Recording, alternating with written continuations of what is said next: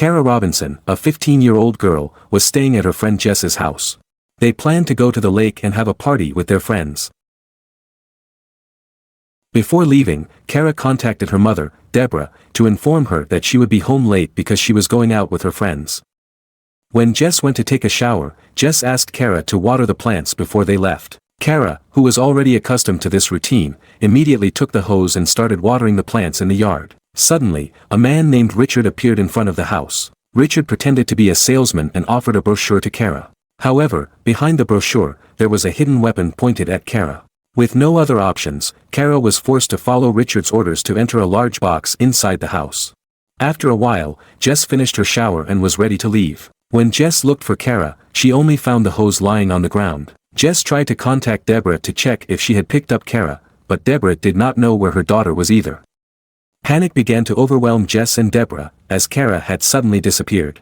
Meanwhile, Richard was on the way with Kara, whose hands and feet were tied.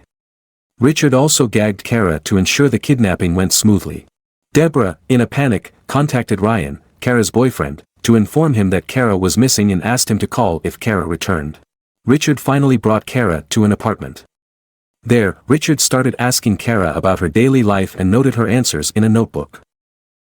Richard forced Kara to call him Dad and follow all his orders if she wanted to survive in that place. In Kara's mind, there were three things she needed to focus on: first, following the given rules; second, gathering information that could help; and third, surviving to find an opportunity to escape. However, when Richard found out that Kara already had a boyfriend, he immediately ordered her to lie down to test the strength of her bonds. Elsewhere, Deborah called her ex-husband, Ron, to inform him about Kara's disappearance. Ron promised to head to Jess's house immediately and help search for Kara. The police, who received the missing person report, arrived at the scene at Jess's house. Since Kara had only been missing for 2 hours, the police initially assumed she was just rebelling and would return soon. Deborah tried to convince them that Kara was not that type of child. However, the police insisted on waiting at least 12 hours before escalating the case further. Meanwhile, Kara patiently followed Richard's rules.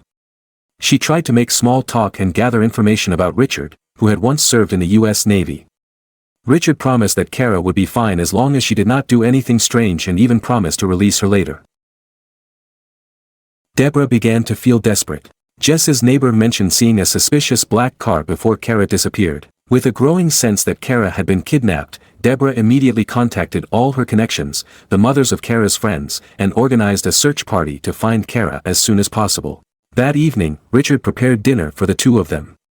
With good intentions, Kara offered to help and decided to sweep the kitchen floor.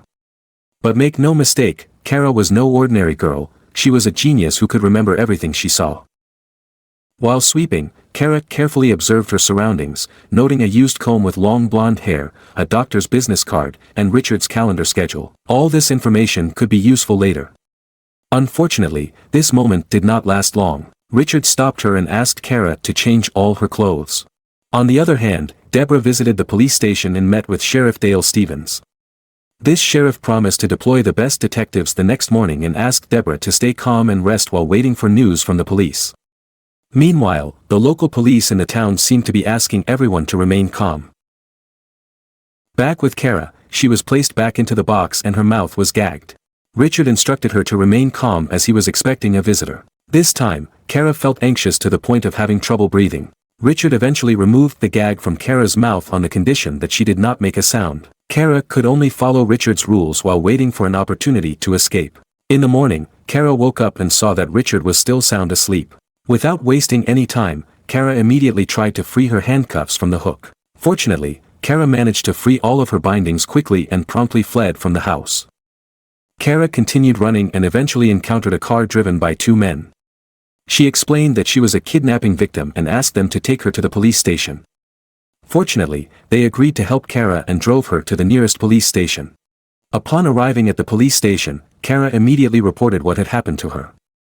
Lieutenant Aaron Rowland took charge of the case. Rowland asked his colleague, Sergeant Bonney, to locate the missing persons report.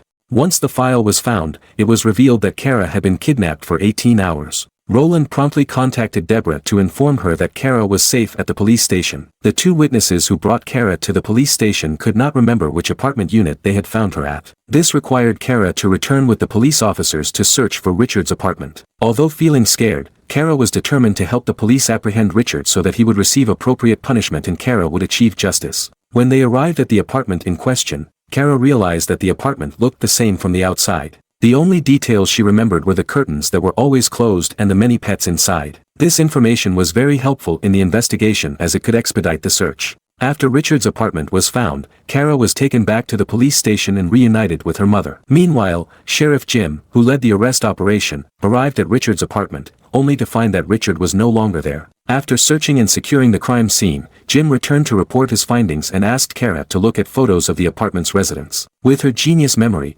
Kara was able to easily recall the kidnapper's face and provide additional information about the doctor's business card, the comb with long blonde hair that might belong to Richard's wife, and a box under Richard's pet cage that was always locked. Jim returned to Richard's apartment to search for the box and discovered Richard's personal notebook along with some newspaper articles about the disappearance of two siblings and a victim named Sophia. This added to the suspicion that Richard might also be involved in the case. The next day, Sheriff Jim and Sergeant Bonnie visited Richard's mother's house and found the black sedan Richard used for his activities. However, Richard had already left and replaced his car. Meanwhile, Kara informed her mother that she planned to visit Ryan because she felt uncomfortable with the presence of so many police officers at home. Deborah firmly prohibited Kara from leaving until Richard was captured, and the police at the house did the same to protect Kara.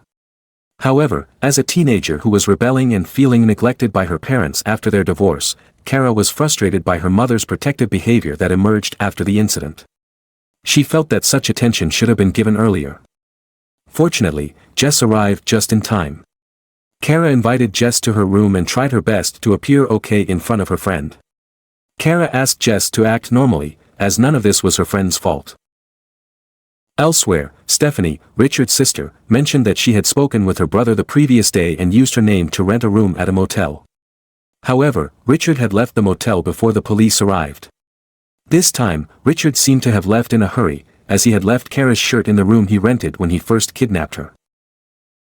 In the afternoon, Jim approached Kara, who looked extremely tired from the case. Initially, Kara was curt, but she gradually began to soften.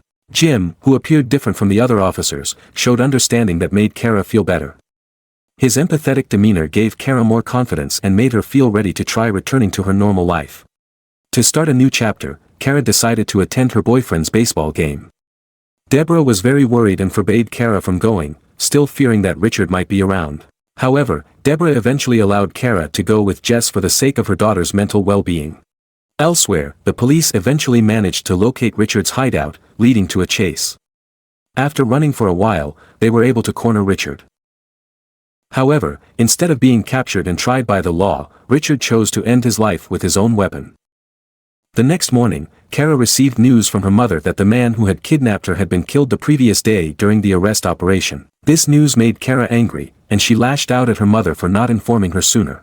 While Kara was lost in thought, Sheriff Jim came to explain what had happened the day before. Jim asked Kara to be kind to her mother, as Deborah was undoubtedly very worried and felt guilty. Hearing Jim's explanation, Kara realized that her anger should not be directed at her mother, but rather at the fact that her kidnapper had simply died without facing the prison sentence he deserved. Kara felt that the kidnapping was Richard's greatest mistake in life. After talking with Jim and feeling calmer, Kara met with her mother, and they apologized to each other for their respective selfishness. And thus, the film, based on a true story, comes to an end. Kara now begins to return to her life, and as you can see, she is trying to move forward with a better outlook.